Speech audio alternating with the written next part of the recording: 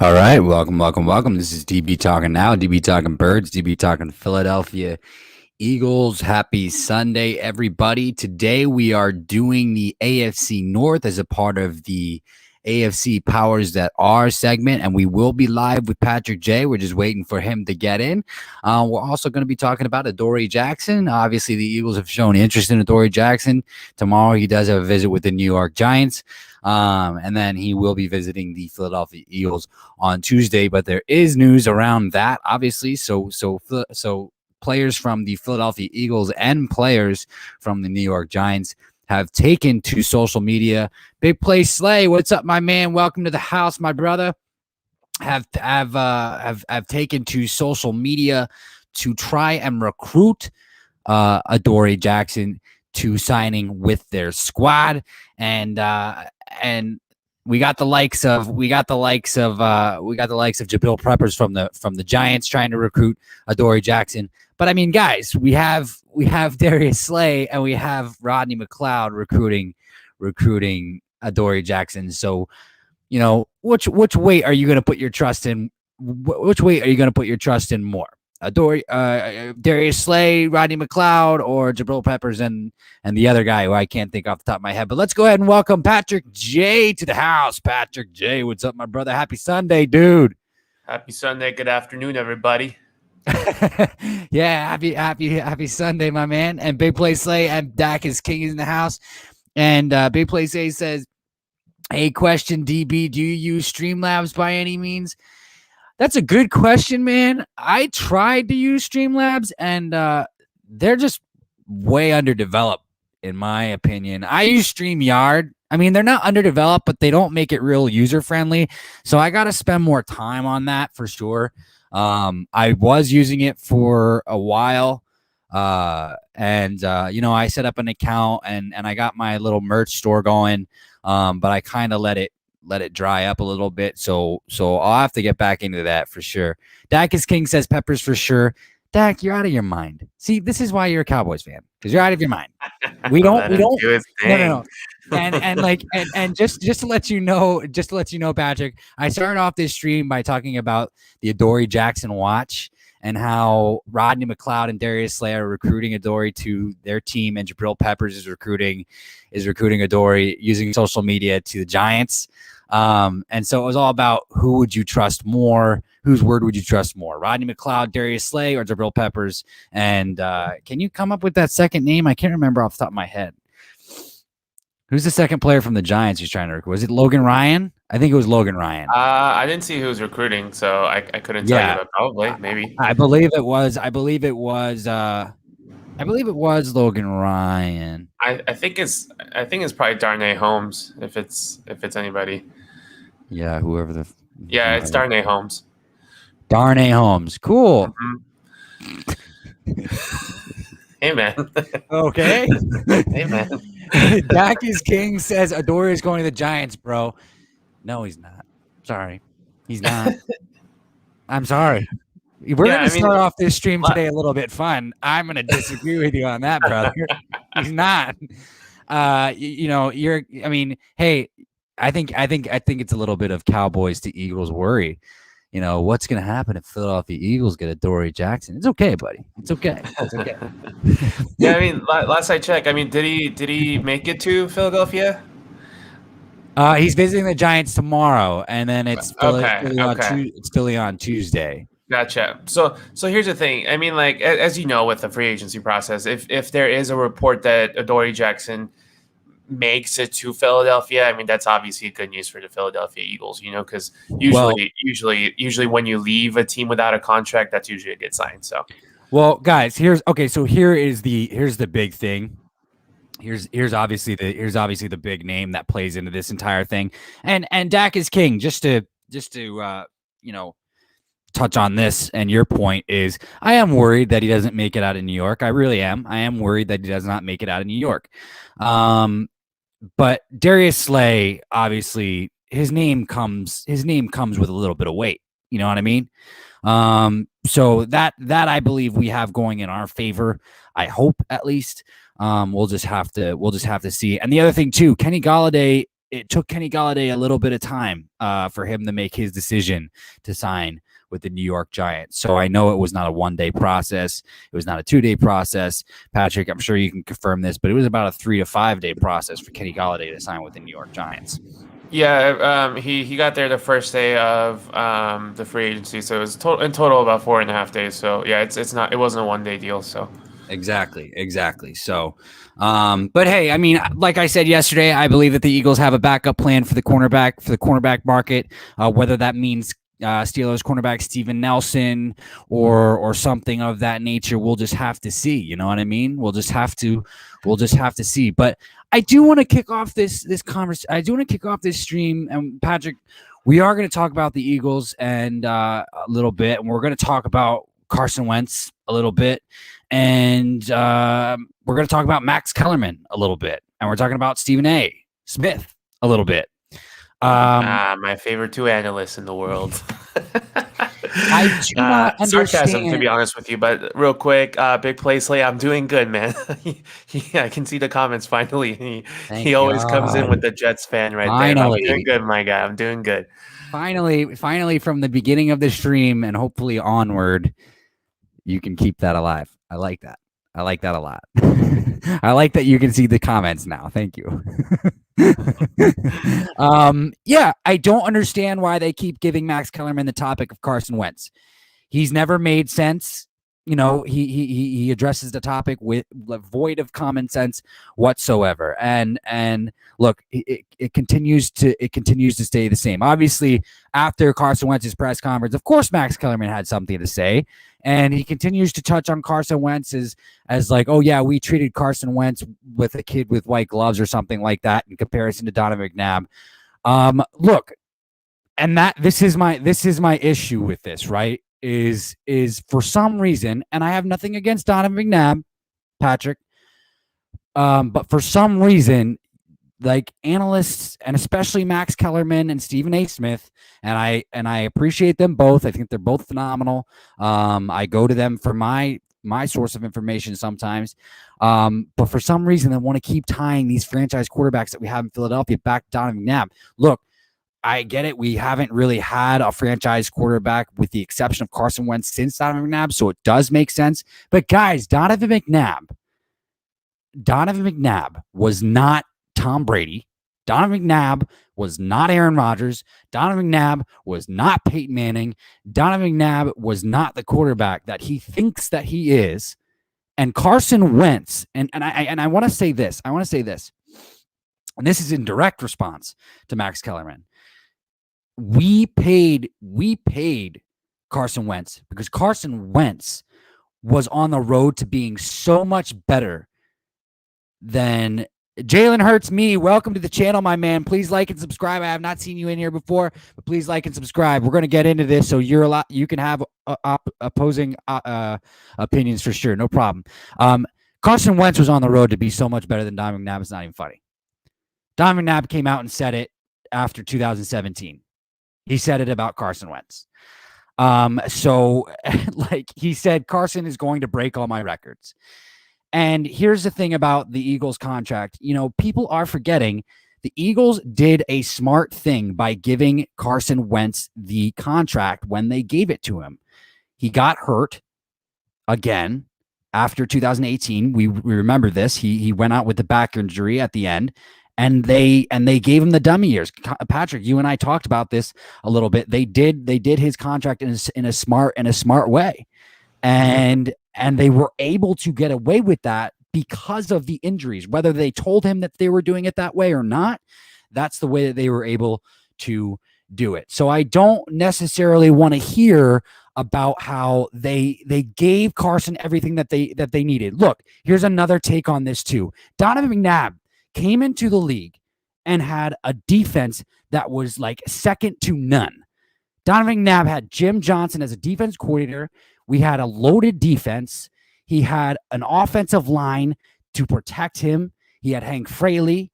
He had John Runyon. He had Trey Thomas. And those guys were fucking stalwarts. What did Carson Wentz walk into? Let's look at it. Nick Sirianni touched on this the other day.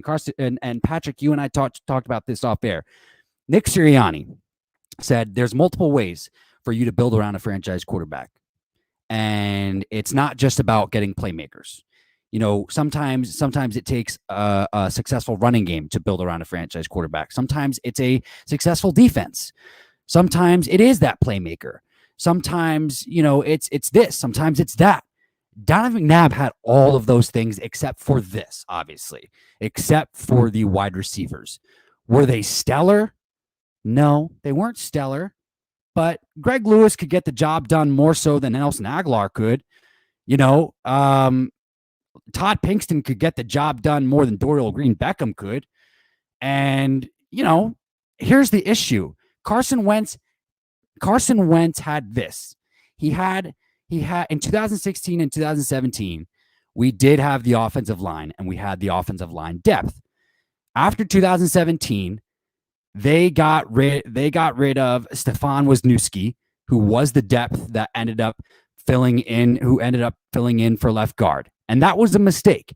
We had Brandon Brooks, who was playing phenomenal. We had Lane Johnson, who was playing phenomenal. We had Jason Peters, who went down, and then we had Big V, who stepped up and did not miss a beat. We had these things, and we had the wide receivers. Look, after that, there was none of it. There was none of it. In 2017, we had the depth at linebacker. We had Michael Kendricks and we had Nigel Bradham. We had somewhat of a substantial defense. 2018, it all went out the fucking window, and Carson had none of those factors that Nick Sirianni talked about. So I'm tired of people talking about that we did anything to support this guy. And this is where I want to end this conversation about Carson Wentz, because clearly he's not on the team anymore. But Max Kellerman drives me up a fucking wall. He drives me up a fucking wall. Patrick, do you want to comment on this? No. Okay. All right. It's fine. I don't have a high regard for those guys, to be honest with you. Because here's the thing. Here's the thing. Carson Wentz continued every single year to break records for this organization. Not let alone the organization, but also in the NFL with mediocre shit. And I think it's absolutely hilarious. I think it's absolutely hilarious that Donovan McNabb is even still in a conversation. Like, Donovan McNabb was great for this team, but all he really needed to do was do what he did. And it was great. I'm not taking anything away from Donovan McNabb, but Carson, look, we treated Carson the way that we treated him because he was going to be a next Aaron Rodgers. He was going to be Aaron Rodgers. He was going to be Aaron Rodgers. He was that good. He was that good. And I do not like the comparison is nil and void. They are on two separate fucking reality planes. They really are. And we're going to see that. We're gonna see that. So the comparisons, Max Kellerman, they need to take him off the fucking topic of Carson Wentz because he's starting to look fucking stupid. And that's why Dan Orlovsky, I love having them bring him on to oppose Max Kellerman, because it's so brilliant and perfect, and he's so right all the time when it comes to this topic, because Dan Orlovsky knows what the fuck he's talking about. But look, let's if you don't have anything to say, it's fine. Let's just go ahead and and move on. Let's just go ahead and move on. Well, here's the thing. Here's the thing about what I meant by I don't have a whole lot to say is that at this point, yeah, it's time that we all move on, from this topic, and it's going to be hard. Next season, you are going to see Carson Wentz perform for the Colts, and you're going to see the new Eagles team come out there with Jalen Hurts as a focal point. And then, this conversation is going to go on for a little while, until Carson Wentz and until Jalen Hurts retires, they're always going to be compared, unfortunately. But the big reason why I said I don't have a whole lot to comment on this topic is, as big as Stephen A. Smith and Max Kellerman are, I mean, they bring up some stuff that's absolutely ridiculous sometimes. They're there to get attention. They bring up some, extraordinary topics just to get a lot of clicks. You know what I mean? So, I mean, I don't put a whole lot of attention into them. I don't see them as necessarily an insider, in my opinion. And like you said, guys like Dan Orlovsky or other guys that's actually tuned in with the game of football, those guys I put a lot more stock into. So I agree. yeah, and him being a former quarterback, like he knows. Sure. He knows what the hell he's talking about. Jalen Hurts says Eagles need to build around Hurts and his strengths. I agree, and that's the thing. That's why I'm excited about Nick Sirianni. I've talked about this before. I absolutely love the passion that he brings to his press conferences, and I love the fact that he was knowledgeable about every single one of his coaching staff hires, and I expect him to bring that same exact passion and knowledge to each and every one of his players as he continues to go through the evaluation process. And right. Hey, I rarely have you do this, but that comment by Big Play Slay that he said you build around the franchise quarterback up there. Yeah. Can you click on that for me? You can't click on him either. We gotta figure that. We gotta figure that out, buddy. I can see it, but can you click on it so it comes up? Because I mean that's a good topic to bring up because it's crucial. I mean, we've talked about it before. I'm just gonna spend like 1 minute on this real quick. Can you reread it? Can you reread it for everybody? Yeah. So Big Play Slay. So you build around the franchise quarterback basing off of what he prioritizes in his game, pretty much how he works best, and that's the elements that Nick Sirianni is trying to implement.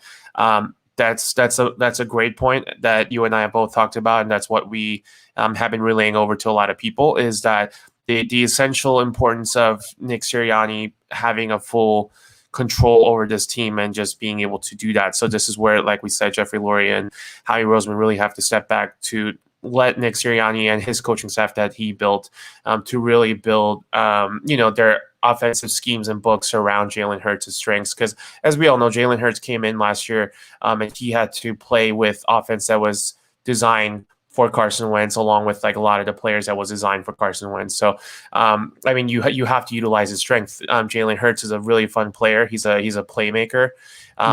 His feet don't always follow his eyes and his pocket, and he needs to, his anticipation needs some improvement, but he has a lot going for him. He is a playmaker. He's a different type of playmaker than Carson Wentz was. So really just being able to implement an offense that fits his style.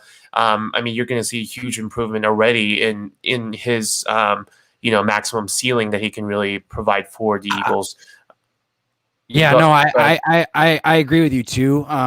Especially with the amount of work that he's done this offseason, and just him going into the season knowing that he'll be able to get more reps. Hopefully we have an offseason. Hopefully we have a training camp this season, and that's gonna be huge. And I think you and I talked about this before. Is we heard one GM say that like it's the difference between 500 reps and things like that.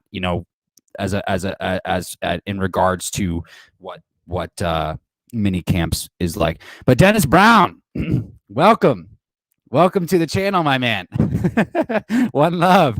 Jalen Hurts, a franchise quarterback. That's a great question. It's kind of what we're talking about. I think you missed my huge rant on Carson Wentz and Max Kellerman and Stephen A. Smith. I think the thing is regarding Patrick, and you can talk about this too, is that 4-game sample. I think he showed phenomenal promise, for being a second-round rookie quarterback and kind of operating under the cloud of a dysfunctional franchise and not really knowing the full playbook and all of that jazz and kind of operating out of a playbook that was designed for Carson Wentz. But it's not even just that.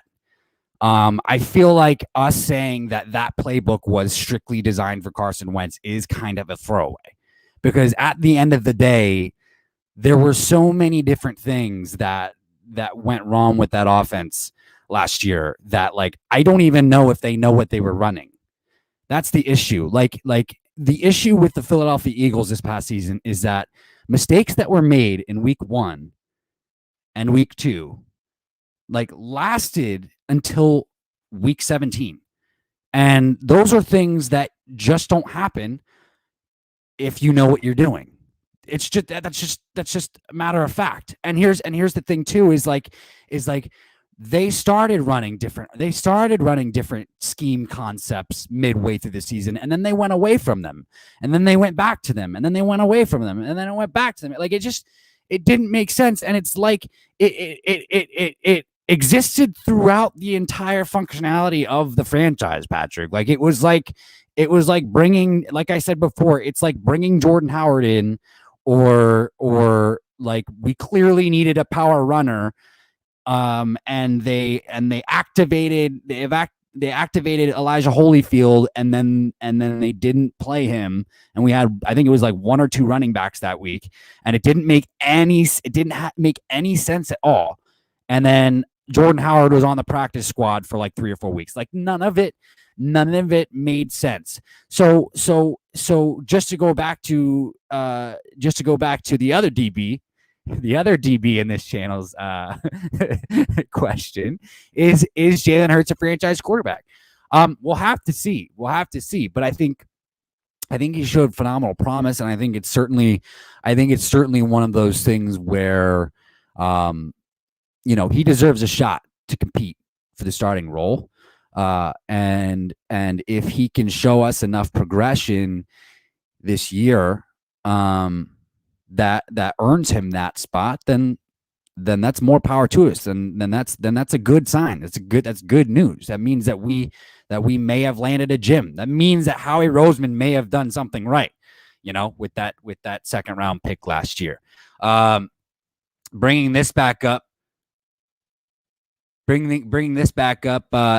DB also says, I have to keep in mind that no D coordinator has ever seen Jalen. Zero body of work to scheme against. Patrick, do you want to take this one? Yeah, I mean, just to answer that question a little bit, like you said that correctly. I mean, it's kind of a wait and see. I think that's the whole point of the 2021 season. Is to see that Jalen Hurts could be that guy. We all know his strengths. He's a high character leader. He's a dual threat quarterback. He's a very efficient passer. He can run with speed. He's got a good vision. He's got a good balance. And then he's shown in that small sample size what kind of quarterback that he can be. And then as the NFL moves on from more, traditional quarterback that stands tall in the pocket and is more of a pocket passer to quarterbacks like Jalen Hurts, who's more athletic and creative quarterbacks, he's going to be an intriguing option going forward for the Eagles. He has tools to be effective, as he showed, but there are things that he can improve on. His weaknesses coming out of college has been pretty apparent in NFL too, when he wasn't performing well. He has to learn to play from the pocket too. He has a tendency where he wants to leave the pockets really too early. And in order to do that, he has to have the offensive line that he can trust too. And that starts with like building the team and surrounding him with a good type of talent too. His arm motion can be stiff here and there, and then he doesn't really play with the urgency when he's reading the defense. Like I said, he does leave the pockets a little bit too early when you look at his game tapes and stuff like that. His arm strength is good, but it's not great. Like when I know Dak is King just compared him to Kyler a little bit, but the truth of the matter is he can be as good as Kyler, but Kyler is faster. Kyler's arm strength is better. So he does come with a little bit more question marks in this case. And then, like the other. Not fair. That's not fair. You know why that's not fair, right? Wait, one sec. And like the other DB said, that's a huge question mark too. There was no tape. There's going to be a scouting report. There's going to be a lot of tape to go off of, and then these defensive coordinators are going to exactly know what to prepare for. So I think it's time. It's rightfully so. He did get a chance, and he does deserve this chance to be that quarterback, and then to show that he can be a franchise quarterback. But he has to show it. He has to show that he can really be that guy for years to come. But the good thing is that this year, I don't think anybody in Philadelphia is expecting the Eagles to contend for the title. So it really is giving Nick Sirianni a year to figure out things with Jalen Hurts, and really just to work his transition into his offense and really tailor-made offense for Jalen Hurts, and try to see if he has that potential to be a franchise quarterback. And if they think so going forward, they can really surround him, like Big Play Slay said earlier, to surround him with the players that can really fit his skill sets and what he needs going forward. And if not, I mean, this is a year to try that out and really answer that question at the end of the day. Yeah. No, well, to touch on that too is Jeffrey Lurie just doesn't operate that way. He just doesn't. And so what I mean by that is that's why we're hearing Deshaun Watson rumors, because Jeffrey Lurie, Howie Roseman, they've never ever liked not knowing what. They've never liked having an unknown, beyond the first year. So right now, as we sit here and talk about this, all we know is that Jalen Hurts is probably going to be the guy for 2021. But 2022, we don't know that. And Jeffrey Lurie and Howie Roseman have never operated that way. So that's why we're getting rumors about Deshaun Watson. And that's why it is possible that they could take a quarterback at pick 6. So that's the thing. That's the thing there. So they are going to bring in a guy to compete with Jalen Hurts. They're going to bring a guy in who has starting capabilities, and not just a guy who's just gonna push him a little bit. It's gonna be a guy who's gonna like, yo, bro, I'm here. And you gotta play at my level too. So that's something to be like. Jeffrey Lurie, regardless of what Mitch Mortensen said, and we're still gonna have to read into that and investigate that. But regardless of that, he's never operated that way, ever. And Donovan, and I'll go back to Donovan. Donovan started to decline in like 2007, and they drafted Kevin Kolb. They thought Kevin Kolb had a lot of potential. As we all know, Kevin Kolb shit the bed. And we fleeced the Cardinals. Lo and behold, we fleeced the Cardinals and got a second round pick for Kevin Kolb, I believe it was. So they've never operated that way. They've never operated that way, Patrick. It's gonna be a guy. They're gonna bring somebody in here. And we'll just have to see. My thing is obviously we've got Jalen on a cheap deal. I hope that he pans out, and I liked what I saw from Jalen. I hope it's Jalen. But like I said, I'm a fan of the Philadelphia Eagles first. It's not a player to player basis, so I'm going to support whoever they put back there, to be completely honest with you. But yeah, and we discussed this before. I totally agree. They're not going to just not bring anybody in. They're going to bring somebody in. The only mistake, in my opinion, is to use that number 6 pick for a quarterback, and that's where I'm just going to leave it at. Sure. Yeah, and just to wrap this up real quick, just before we move on to the AFC North, guys, because obviously that is our next division, a part of the AFC Powers That Are segment, which I'm totally stoked about. Is DB says, I hear Nick Foles is available on the cheap. We touched about this a little bit yesterday. Yeah, if we wanted to trade for him, he'd probably be like a 6th or 7th, honestly, but DB, he's got a 6.6 mil cap hit. So at that point, if we did that, he would probably keep us from signing cornerback Adoree Jackson, who's got to visit with us on Tuesday, and things of that nature. So it would make kind of free agency at this point tough. The Bears are in a place where they are going to release players just because they're in a zone where they're clearing cap. You know what I mean? So they might end up releasing him anyway. So we might be able to get him for even cheaper than that if we just wait a little bit and be patient. So that's that. That's that on Nick Foles. But let's go ahead and move on to the AFC North. Patrick, today I want to start off with the Cleveland Browns, who are budding. You know what I mean? They're getting closer and closer each year. You know what I mean? So So let's get this going, dude. We got the AFC North here. We're gonna start with the Cleveland Browns. They've made some good moves in free agency. I do want to start it off this way. I do want to say Baker Mayfield, man. Baker Mayfield. Question mark, question mark, question mark, question mark, question mark, question mark, exclamation point. I still like Baker Mayfield. I really do. It's just there is still some inconsistency regarding Baker Mayfield. And as you know, I feel like a broken record when it comes to inconsistency this past week, because we've talked about Will Fuller, we've talked about Jared Cook, we've talked about guys who have been inconsistent. And he is certainly one of them. Baker Mayfield is certainly one of them. I want to see him do better. I think he can do better. I think he can find consistency on a consistent basis. I do have a couple questions on this before I let you touch on that, though. Obviously, there have been rumors about Odell Beckham. Is Odell Beckham going to move, or is he not going to move? What's your take on that, buddy? Let's talk about it. Yeah, man. So the Browns, they made the postseason for the first time in however long.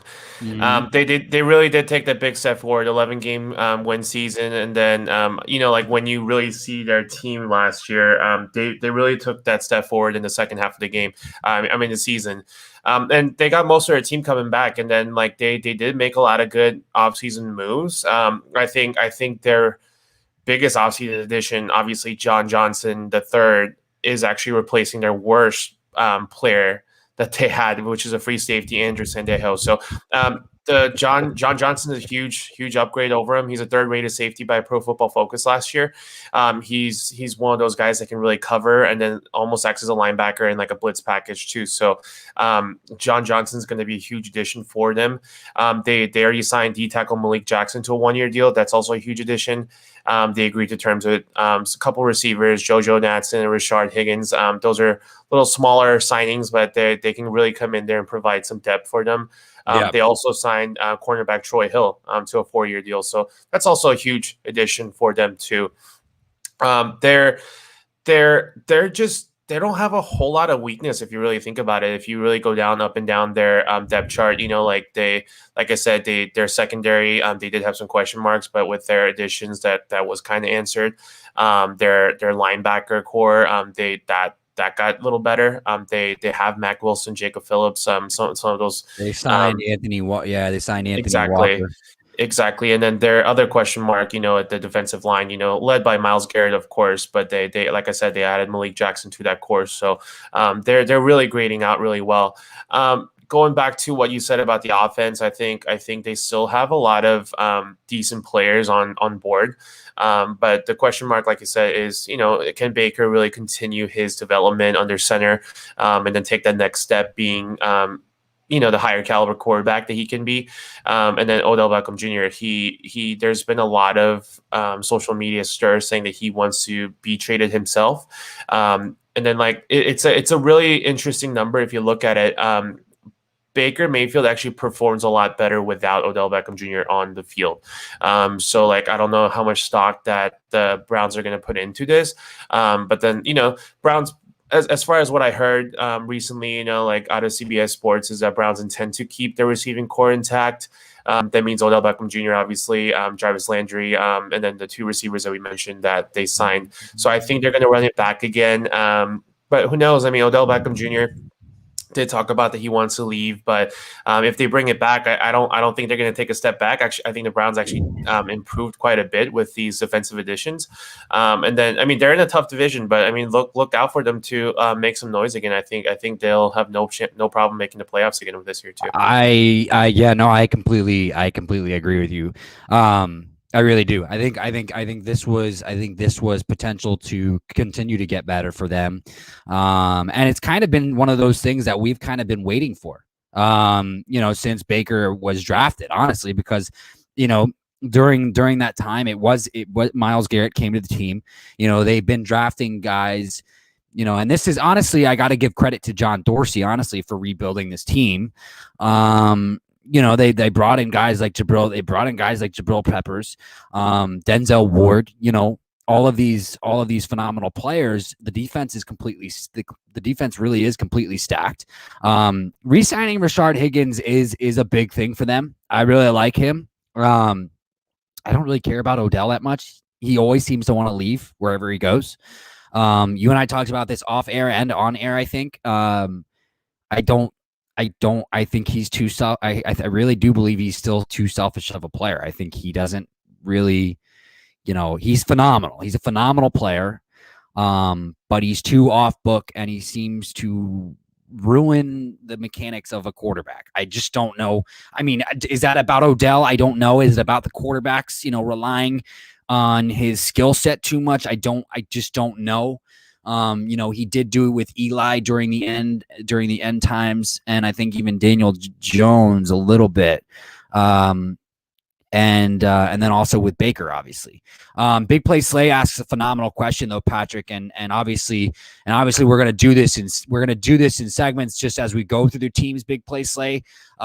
So it's who's your surprise breakout candidates on both sides, offense and defense for every team in the AFC North. Okay, good question. Yeah, no, I'll go ahead and start off with. I'll go ahead and start off with this. Obviously the easy answer is Nick Chubb, but he's already broken out. I'm gonna say Baker. I hope that he finds consistency. I hope that he finds consistency. I want him to find consistency. Do I actually want to say Baker though? I'll start then while you think about it. Go for it. Go for it. My guy for the Browns. I mean, on the offensive side, I'm still looking for Austin Hooper to take the next step. He was a big offseason acquisition for them in 2020, but he hasn't really, taken that step forward really with the Browns. I don't think he really took off as much as they wanted him to. So I think Austin Hooper is the guy that I think can take the next step, especially if Odell Beckham Jr. does take a step back. I think that's one guy that you can look into as far as offense is concerned. Defensively, I'm looking at linebacker Jacob Phillips. He's only 21. He was a third-round pick last year, but he really showed a lot of potential already. Right. So, he had a lot of pass defended already. He was a really important player as a Mike linebacker coming in. He showed some flashes in training camp, and then when he really got the opportunity and when he was healthy, he really did step in. So it's all about the consistency. I mean, right now, it looks like he's healthy. It looks like his knees are good to go. He is that 3-down linebacker. He can really come in there and play to both passing and running downs. So I think right now he's destined to be a starting Mike linebacker. So if he really gets the opportunity, look out for Jacob Phillips to be a breakout candidate on the defensive side. Yeah, no, I like it. I like it a lot. I'm gonna go ahead and say Rashad. I'm gonna go ahead and say Rashad Higgins. I think that he is gonna. I'm gonna say this. I think he is gonna have a breakout year. Just because he does have a lot of potential on that offense. And as far as the defense is concerned, I'm gonna say Elijah Lee for some reason. Okay. For some reason, I've always liked Elijah Lee. I feel like they're gonna find some more game time for him. So yeah, so that's my surprise. That was the question. That's my surprise. Well done. Thank you. And he says, okay, so Big Play Slay says Donovan Peoples-Jones. I think Donovan Peoples-Jones or Greedy Williams. I mean, Greedy, I like it. I like Greedy Williams. Greedy Williams is, he was highly touted coming out of college, and then he also says, you can see these, right? Donovan Peoples-Jones or Grant Delpit. How do you feel about those? I mean, I like Donovan Peoples-Jones. He has a good blend of size. He's got ball skills and athleticism. Yeah. He did suffer a little bit with the quarterback play that he had in Michigan, but I mean, he has a lot of good things going for him. He has a really good body control. He has a good balance. He's a really fluid athlete with an easy acceleration. You know, it almost seems like he's gliding on and off the field. So he's a great route runner too. So like I said, he's got a good ball skills, and I don't really have a whole lot of like red flags when it comes to him. I think it's all about opportunity for him. I really am excited for his potential, and especially if like they do decide to move on from either Landry or OBJ, I think then Peoples-Jones is really going to get that opportunity and really take the next step. I think he would have been one of my picks as a breakout candidate. I think I just went with Austin Hooper just because I think he's more guaranteed to get that opportunity. But if Peoples-Jones gets that opportunity, then he's definitely going to take the next step. So. Yeah, no, I like it. And Donovan Peoples-Jones was a wide receiver coming out of college, wasn't he? What's that? Donovan Peoples-Jones was a wide receiver coming out of college, wasn't he? He was. I just meant he suffered. He didn't get a production that he could have gotten in Michigan because of a bad quarterback play. The quarterbacks that he's had, you know. Yeah. No. I'm clarifying for myself. That's all. But I know that he's one of those big fuckers. Yeah, no, and Dak is King agrees with you about Austin Hooper, so that's cool. That's cool. Austin Hooper, I mean, I'm still excited for his potential. And then I see Mac Wilson. Mac Wilson, I'm a little bit more less bullish on. You know, like I said, I prefer Phillips, but you know, we'll see. We'll see what happens. Sweet. Well, let's go ahead and move on. To the Pittsburgh Steelers, buddy. Now, obviously, we know their quarterback situation. I really and I want to open this up this way because I'm waiting for Ben to retire. I guess. I mean, I know that he's still doing a decent job. That's the thing, is I know he's still doing a decent job. But he's still not the Ben. He's still not the Ben that we kind of grew up with. But he's still doing a decent enough job. Do you think he can continue to do a decent enough job to carry this offense? And obviously they just resigned Juju Smith-Schuster. You know, you talked about them running it back. I mean, yeah. I mean, but they have been falling short, you know, over the last couple of years, and so I want to know what you mean by them running it back, because they did just lose Bud Dupree. Now, granted, Bud Dupree did suffer a season-ending injury, so that's a huge loss for them on the defense, and things of that nature. What do you think moving forward, Patrick? I mean, I'll be pretty honest with you. When the signing of Juju Smith-Schuster came out, and then simultaneously that the Steelers are allowing Steven Nelson to seek a trade came out, that was a big red flag for me. Steelers on paper, they haven't really gotten better, like you said. They needed a left tackle. They needed a center. They need a running back, especially with James Conner going out into free agency. They needed to add a cornerback. They needed to add a linebacker. To allocate barely any money they had in re-signing Smith-Schuster, that's a question mark for me. You saw that, you know, what Chase Claypool can really do. You know the Steelers have decent wide receiving core that they didn't really need to bring Juju back into the mix. So, like, for them to spend the money when they have so much holes, I mean, that's just questionable for me. They had a lot of guys available for them to go after, but I don't think they did anything. So, I mean, I'm kind of in a wait and see mode at this point. I think they're kind of waiting for the free agency market to kind of settle down and then seeing what they can pick up from scrap market. I hate to say that, but, you know, from the guys that are available for cheap for a 1-year deal. like I said, they really need alignment. They really need alignment, but it's a shrinking market. Almost every center available is gone. Whether it was David Andrews to Nick Martin, all those guys. Mac is gone too. So they need inside linebacker. Like they have Devin Bush, but they do need to have somebody to play opposite him. Cornerback, they really need that too. I mean, they have Cam Sutton, who's really shown a lot of promise, but especially if they let Nelson go, that's going to create a huge hole, obviously.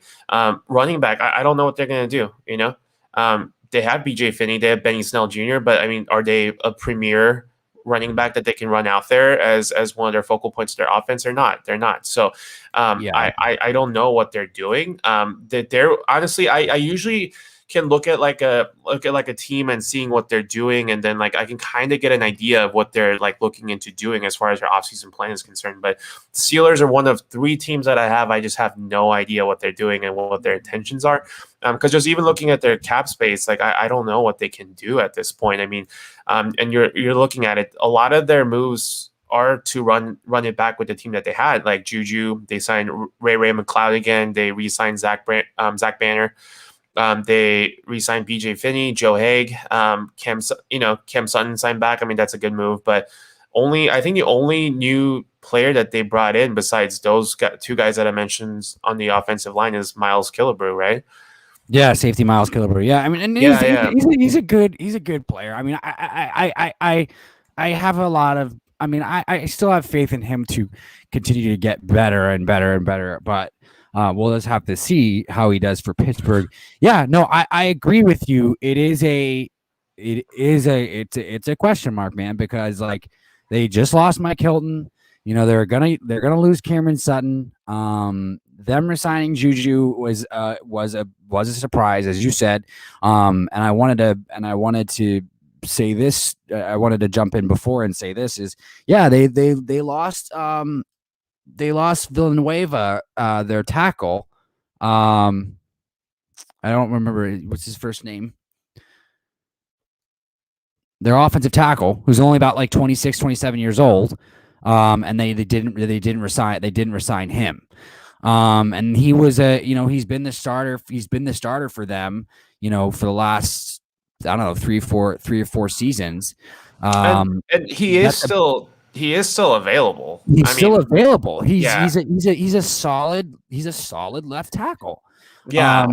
I mean, Dave, but if you look at it, I mean, like you said, like besides the guys that they've added, I think I totally agree with what you said. It's like the concern for me is the guys that they lost. I mean, granted, with the injury, they still lost Dupree. They lost Villanueva, obviously Alejandro Villanueva, that's his name. He's still available, but he's out in the market. They lost their right tackle Matt Filer. He signed with the Chargers. They lost their quarterback Mike Hilton. He signed with the Bengals. They lost Tyson Alualu. Yeah, exactly. So, I mean, there's a lot of guys that they're losing. And then, like I said, I mean, James Conner is still available. So, I mean, like I said, maybe they're just waiting it out so that these guys can really see that there's no better options. So maybe they'll just come back for 1-year prove-it deal kind of thing. But I don't know. And then to be honest with you, like to go back to your quarterback question, because a lot of people are like saying that, like, what are they going to do with the number 24 pick? And then they can address that running back situation. I mean, Travis Etienne and, Najee's going to be available there if they wanted to go that route. But, I mean, dude, honestly, that's number 24 pick. That's a realistic option for Mac Jones right here. Yeah. That's a realistic option. I think the Steelers might actually draft the quarterback to come in and, be behind Ben for a little bit, I could see them trading up, I mean, I could see that be a plausible thing if they can pull it off. I did want to, yeah. And Joshua Dobbs too. I mean, but Joshua Dobbs is a free agent too. But the other thing I want to touch on too is I had a lot of faith in Benny Snell coming out of college. And he hasn't been in the league for very long. So I'm surprised that James Conner is still available. Is there any insight or background insight that you can give us regarding or that might lead us to why that's the case? No. I think a lot of people were disappointed in his play. I thought a lot of teams thought that he was going to take the next step. As far as what I heard is that's what it is. A lot of his suitors at the same time, their Seattle Seahawks was one big team that was linked to James Conner, but then they decided to run it back with Chris Carson. James Conner was also linked to New York Jets, but I think the Jets are realistically, I think they're saying that even if they take a quarterback with the second pick with Zach Wilson, I think they can realistically land one of the top two running backs in Harris and Etienne in the second round, because obviously they pick early. So I think that's the route that they're trying to go towards. The Falcons were linked to them, but I mean, they have Todd Gurley. Maybe he's not coming back, but we'll see. But I don't know. I just think his options are just running out, and I don't think that the teams are willing to pay him the money as like the premier back, and then he's not like Kenyon Drake, who just signed a 1-year deal with the Raiders, who's a gifted receiver, you know what I mean? So I don't want to say he's one-dimensional, but he's less of a threat as far as like the two-way deal is concerned too. So I think that might be the reason why. But it's weird, man. It's weird to see that he's still available. I thought he'd come off the market faster than like guys like Chris Carson did, but I mean, the fact that he's still there, I think that speaks a volume about the Steelers too. I think the Steelers are really just trying to wait it out until his price tag comes down. Yeah, no, I like it. I like it. And Big Play Slay said Chase Claypool for his breakout players. Chase Claypool and defense Devin Bush. I feel like those guys have already broken out, but I like them. I like those picks. Those are both phenomenal players. I'm gonna go with wide receiver Deontay Johnson, and I am going to go with, for my defense, I'm gonna say Terrell Edmonds. I know that he's kind of already starting to make his name, but I'm gonna say that he just continues to get better, man. Yeah. For me, on the defensive side, I think it's a little bit easier. I like linebacker Robert Spillane. Everybody knows with that hit that he hit on Derrick Henry last year when he was filling in for Devin Bush, but he's got the physicality. I think if the Steelers don't go out and sign that aforementioned inside linebacker, I think he's going to get that first crack at starting next to Devin Bush. And as he gets a bigger part in their defense, he can really show his physicality and his toughness, and he's a really, I say this word a lot about a lot of players, but he's really cerebral. So I think he's going to be one of those guys that can come out there and really perform.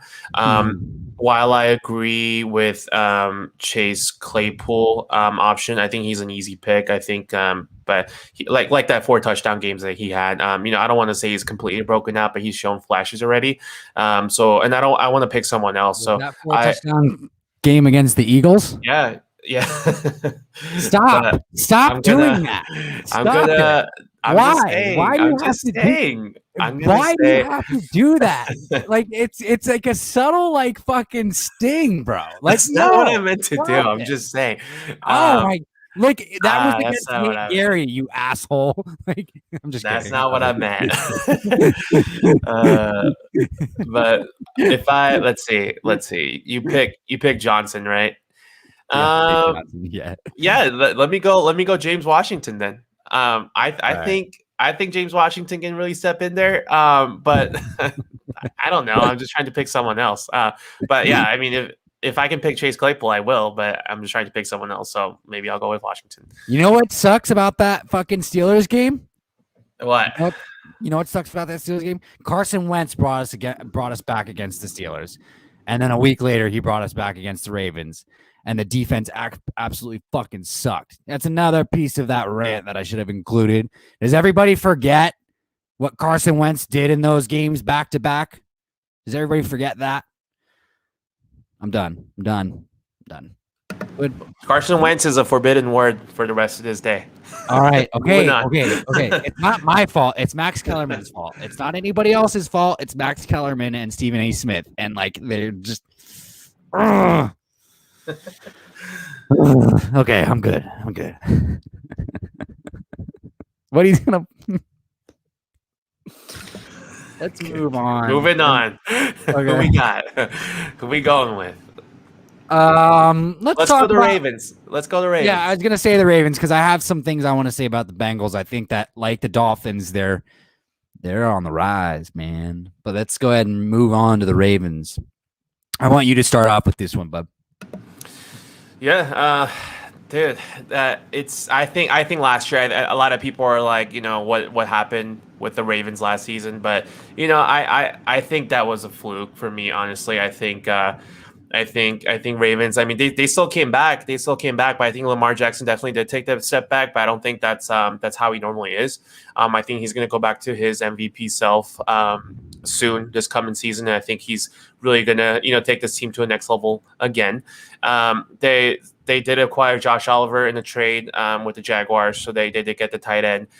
Big signing for them was an offensive guard, Kevin. I can't never say it. Zeitler from the Giants. Kevin Zeitler, yeah.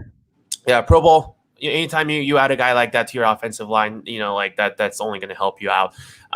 They re-signed Tyus Bowser, huge deal for them to add that defensive end back. And the rest of their offseason move so far has been adding to their defensive line, just really bringing those guys back like McPhee, Ellis, and Wolf.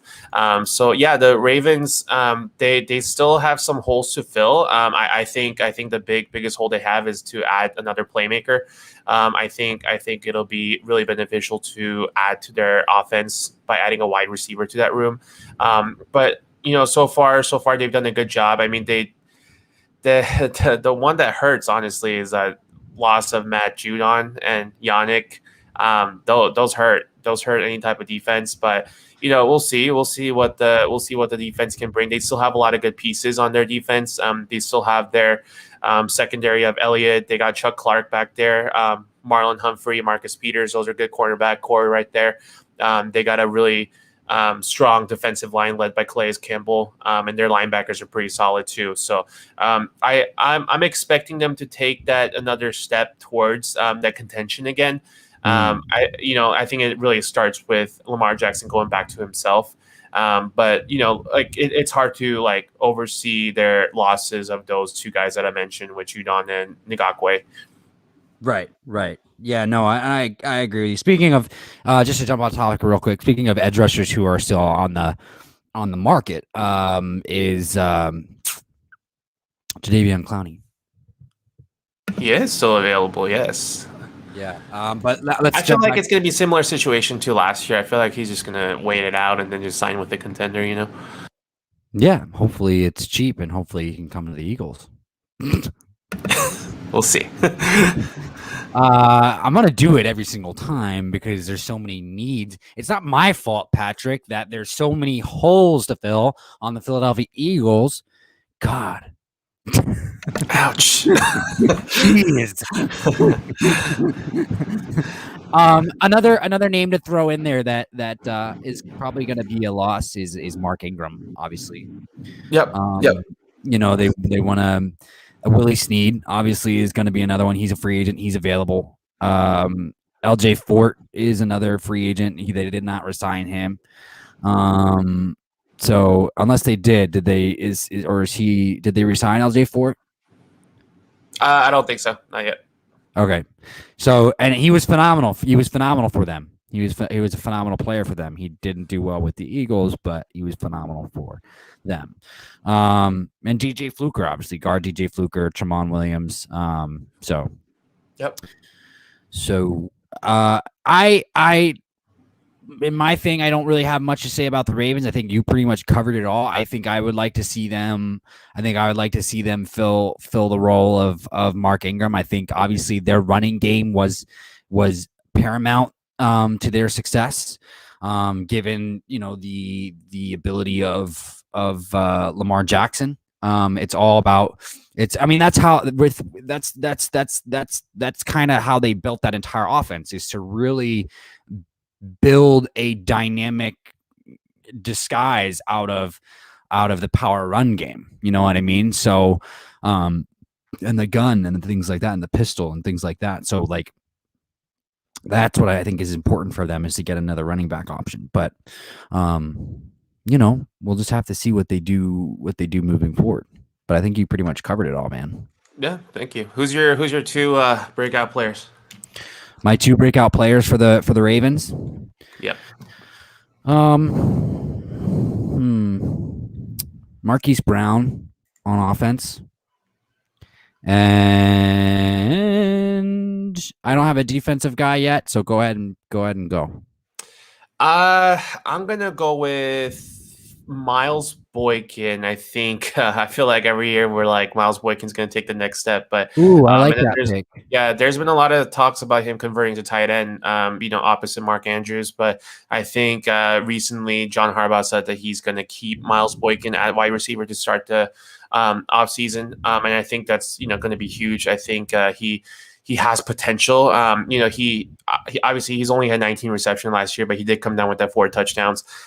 He's a big body guy, so I think that's going to be my pick going forward. And I see that Big Play Slay and Dak is King already picked him, but Patrick Queen. I love this guy coming out of the draft last year. Patrick Queen was phenomenal. Yeah, I thought he was going to be, he was one of the most poised guy coming in, one of the more established guys, you know what I mean? So he started all 16 games. He was phenomenal. He had upwards of 100 tackles as a rookie, and he was named the AFC Defensive Player of the Week, I think in week 5. But he did tail off towards the end of the season. He struggled in space, and he missed a lot of tackles. I think he led the linebackers actually with 22 missed tackles. So he did have a lot of shortcomings, but I think in year 2, he's going to really take the next step, being that premier linebacker coming in. Nice. I like it. Can I choose Desean Elliott? Like, I feel like he's already making his name for himself, because my other choice was Tavon Young at cornerback. Yeah, that's a good one too. Yeah, so those are my guys. But I like Desean Elliott. I mean, I liked him coming out of college. There's a guys. I don't know if you noticed this, but like, there's a lot of guys that I feel like the Eagles should have taken out of the drafts. Obviously, we know that Howie Roseman is notorious for fucking up drafts. And the one thing I like to do every single year is, because Howie Roseman is notorious for fucking up drafts, I always come up with multiple scenarios for guys that the Eagles could take if they don't take this guy or that guy. And so that's why I say, yeah, I like this guy coming out of the draft.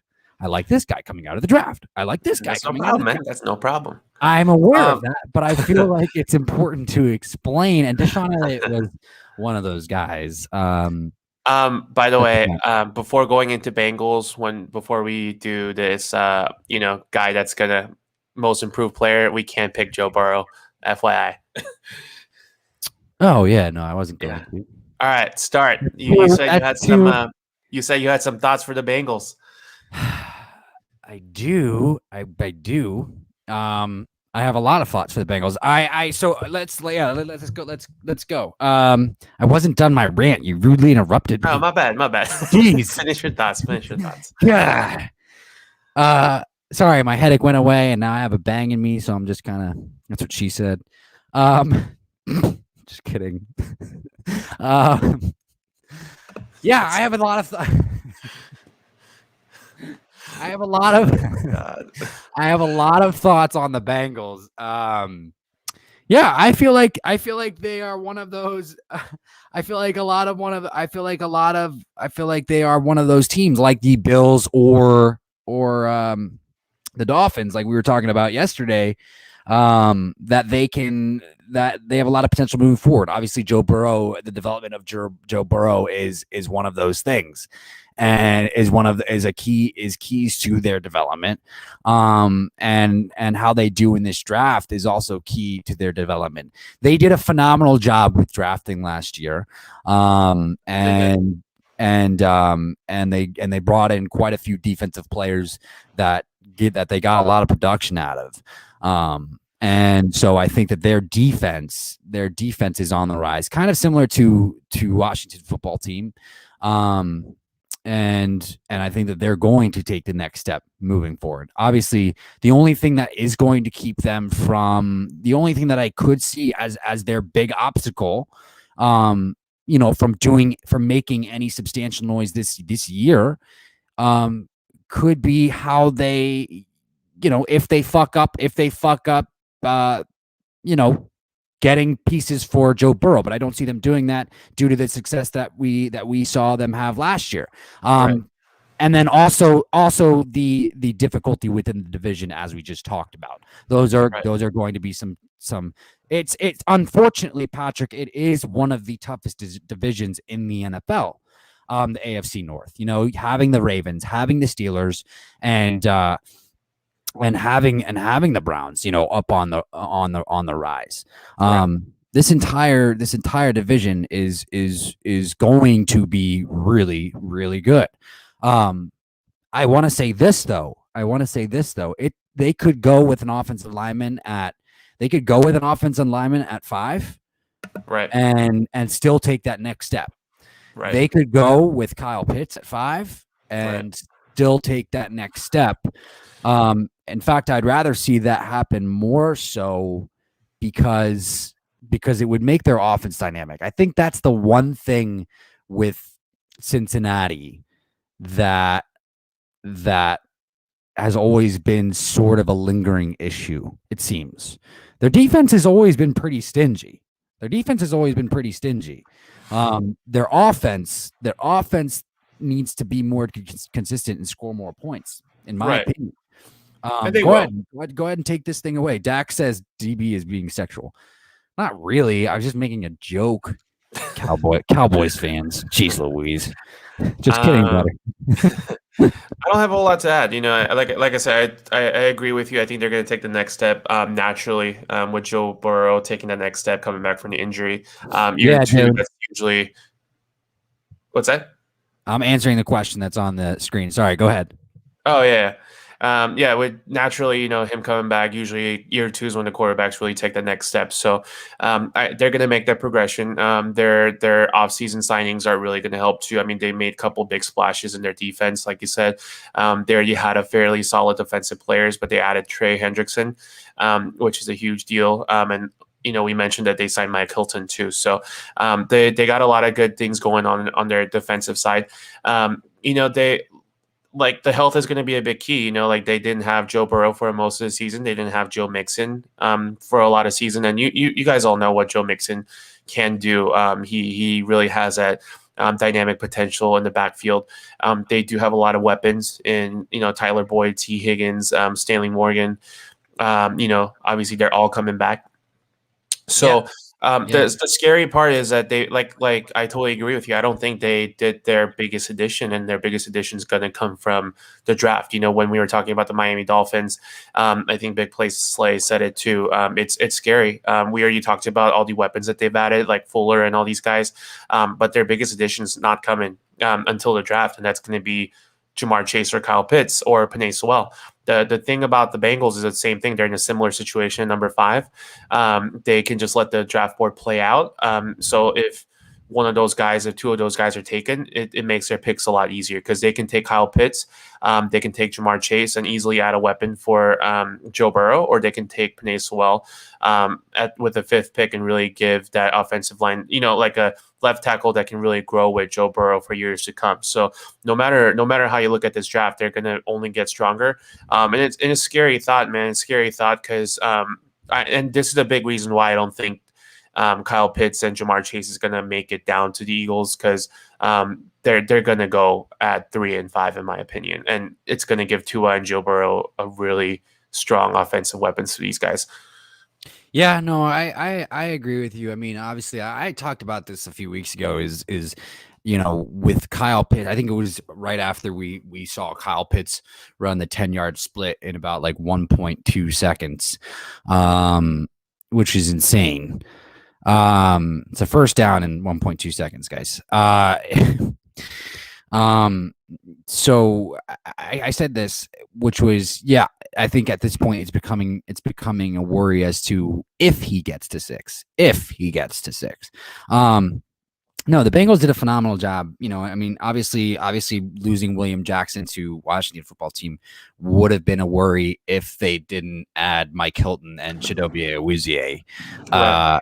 But they added Chidobe Awuzie and Mike Hilton. Those are two phenomenal players who are only 26 and 27 years old. Yeah. They may not be William Jackson, but they are solid players to come in to take their place. Yeah.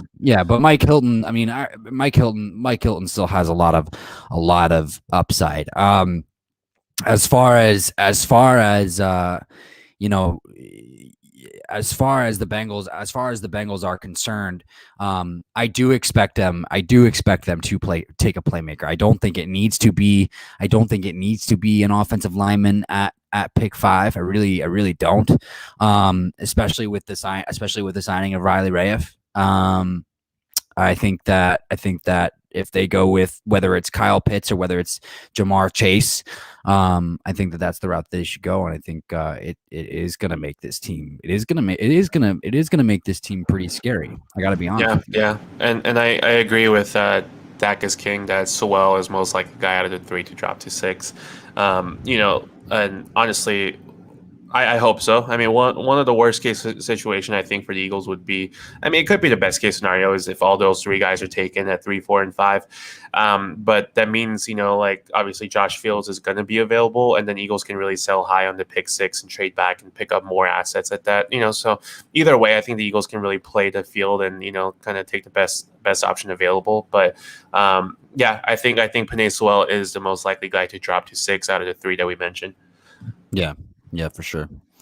But it could be, as much as this may be controversy, the Eagles could be eyeing a quarterback at pick 6 anyway. So yeah. No, I look out for Trey Lance, man. I'm looking at Trey Lance. I think they like Zach Wilson or Trey Lance. I think they like. Only reason why I said Trey Lance is I think Wilson's like.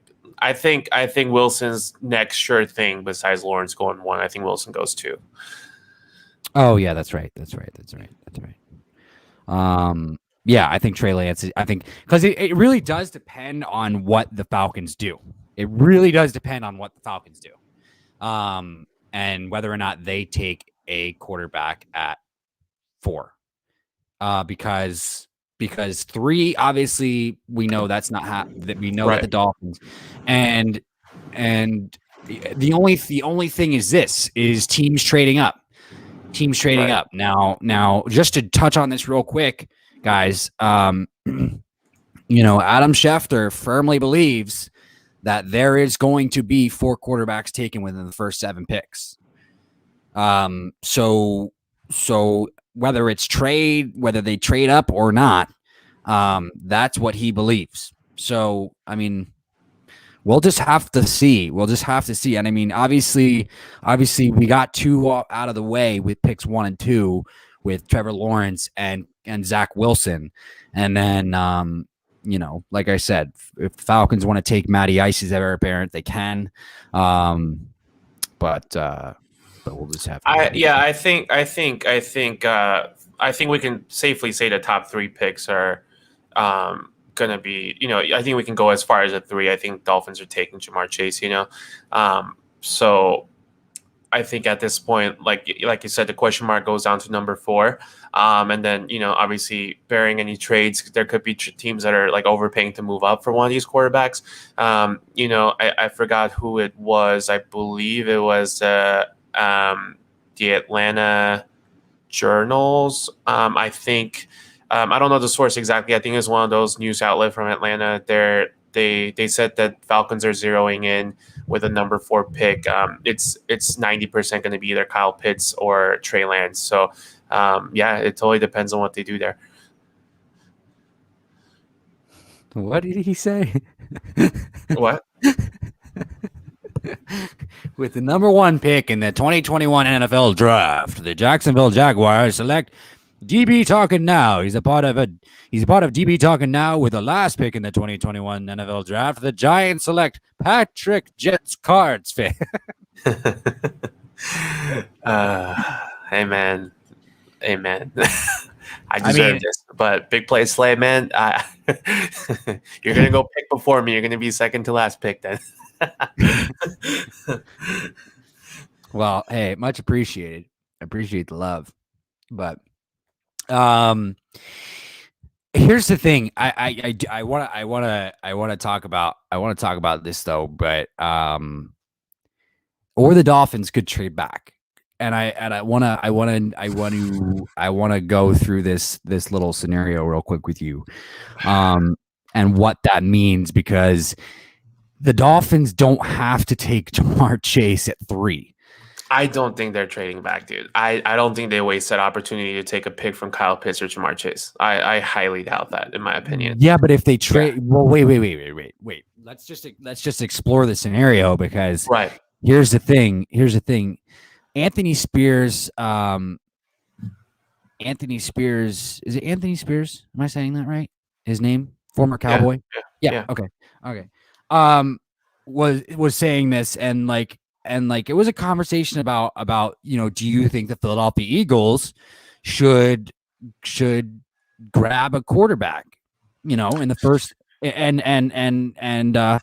the thing is like this, and the thing is this is if they feel like they can get one of these top guys, and you have the pick 6 and you are in the position, and they feel like at any point that these guys are going to be better than Jalen Hurts, then you go up and grab that guy. I don't see, he was like, it's easy, math to me. And I get it. I'm right there with him. Like, these guys, like this, Patrick, these are the top 4 quarterbacks in the NFL draft, in the 2020 NFL draft. You and I talked about this off air. Jalen Hurts fell for a reason, and he was also considered a reach when we drafted him. These are the top guys. This is the situation of drafting Carson Wentz all over again. Trey Lance has done nothing but boost his pro day. If the Eagles decide, and you know how I feel about the situation, so I'm not coming at this from a biased point of view. Like, I don't think that they should draft a quarterback this year. We'll have 2 first-round picks next year, because I think Carson Wentz is going to blow it up. I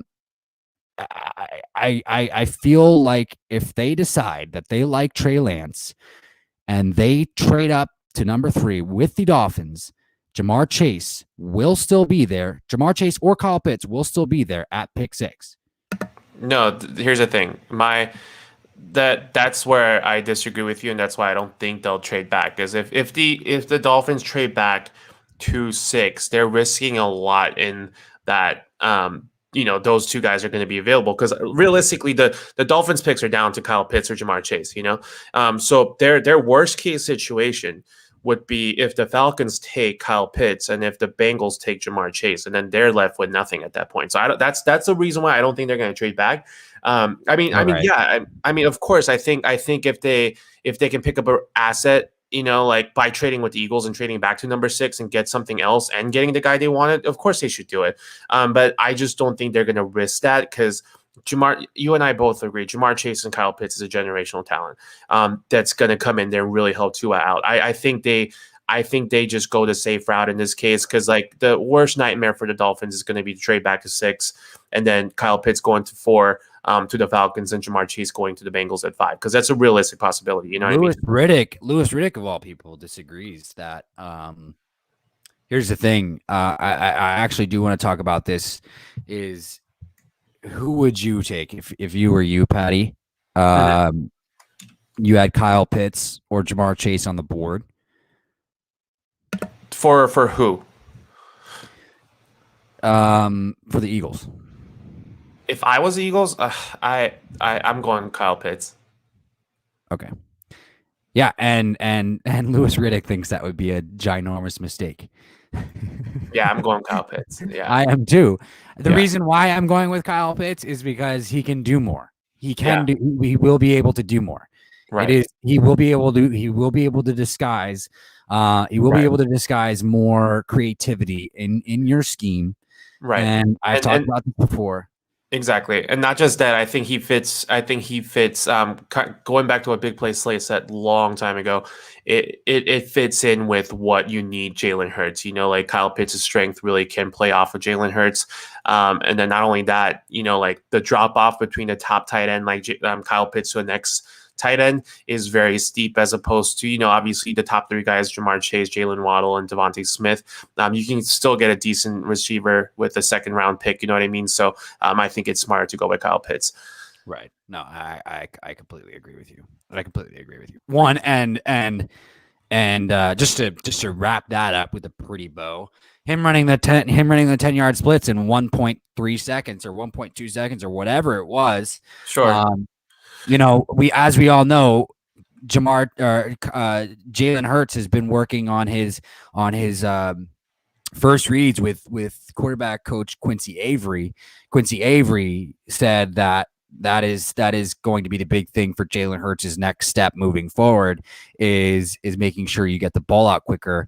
So, I mean, a guy who can get open, get to the 10-yard mark in 1.3 seconds is obviously, and of course I'm being hyperbolic about that. I understand that. Like there's going to be guys that jam him and things like that. But like, you know what I'm saying.